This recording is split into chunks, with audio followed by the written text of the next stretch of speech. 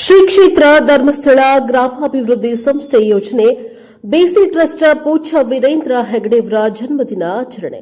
ಈ ಬಾರಿಯ ಧರ್ಮಸ್ಥಳದ ಧರ್ಮಾಧಿಕಾರಿ ಡಾ ಡಿ ವೀರೇಂದ್ರ ಹೆಗಡೆಯವರ 78ನೇ ಜನ್ಮದಿನವನ್ನು ಶ್ರೀ ಕ್ಷೇತ್ರ ಧರ್ಮಸ್ಥಳ ಗ್ರಾಮಾಭಿವೃದ್ಧಿ ಸಂಸ್ಥೆಯವರು ಮಸ್ಕಿ ಪಟ್ಟಣದ ಅಭಿನಂದನಾ ಸ್ಫೂರ್ತಿಧಾಮ ಅನಾಥಾಶ್ರಮದಲ್ಲಿ ಅನಾಥ ಮಕ್ಕಳೊಂದಿಗೆ ಆಚರಿಸಿದ್ದಾರೆ.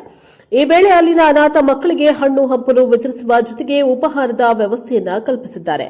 ಈ ಸಂದರ್ಭದಲ್ಲಿ ಮಾತನಾಡಿದ ಮಸ್ಕಿ ತಾಲೂಕಿನ ಮಾನ್ಯ ಯೋಜನಾಧಿಕಾರಿಗಳು ಮಾತನಾಡಿ, ಪೂಜ್ಯ ಡಾ ಡಿ ವೀರೇಂದ್ರ ಹೆಗಡೆಯವರು ಧರ್ಮಸ್ಥಳ ಗ್ರಾಮಾಭಿವೃದ್ಧಿ ಸಂಸ್ಥೆಯನ್ನ ಹುಟ್ಟುಹಾಕುವ ಮೂಲಕ ಸಾಮಾಜಿಕ, ಶೈಕ್ಷಣಿಕ, ಔದ್ಯೋಗಿಕ, ಕೃಷಿ ಕ್ಷೇತ್ರಗಳಲ್ಲಿ ಕೆಲವು ಮಹತ್ವಾಕಾಂಕ್ಷಿ ಯೋಜನೆಗಳನ್ನು ಜಾರಿಗೊಳಿಸಿ ಅತಿ ಕಡಿಮೆ ಬಡ್ಡಿ ದರದಲ್ಲಿ ಸಾಲವನ್ನು ನೀಡುವ ಮೂಲಕ ಆರ್ಥಿಕವಾಗಿ ಸಬಲರನ್ನಾಗಿಸಿ ಸ್ವಾವಲಂಬಿ ಜೀವನ ರೂಪಿಸುವ ಜೊತೆಗೆ ಎಲ್ಲಾ ಜಾತಿಗಳಲ್ಲಿ ಎಲ್ಲಾ ಸ್ತರದ ಜನರು ಸಹಬಾಳ್ವೆ ಜೀವನ ನಡೆಸುತ್ತಿದ್ದಾರೆ ಎಂದು ಹೇಳಿ ಪೂಜ್ಯರ ಸೇವಾ ಕಾರ್ಯಗಳ ಬಗ್ಗೆ ಮಾಹಿತಿಯನ್ನ ನೀಡಿದರು.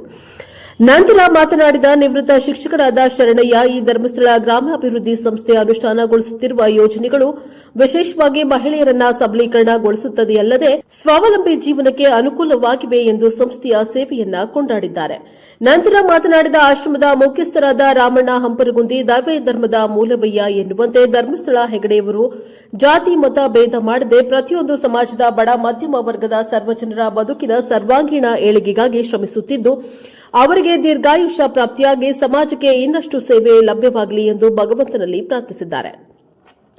ಈ ಜನ್ಮದಿನ ಆಚರಣೆಯಲ್ಲಿ ಜಿಲ್ಲಾ ಜನಜಾಗೃತಿ ವೇದಿಕೆ ಅಧ್ಯಕ್ಷ ಹಾಗೂ ಪುರಸಭೆ ಸದಸ್ಯರಾದ ಕೃಷ್ಣ ಚಿಗ್ರಿ, ತಾಲೂಕಿನ ಯೋಜನಾಧಿಕಾರಿಗಳು, ತಾಲೂಕಿನ ಮೇಲ್ವಿಚಾರಕ ಶ್ರೇಣಿಯ ಸಿಬ್ಬಂದಿಗಳು ಇದ್ದರು.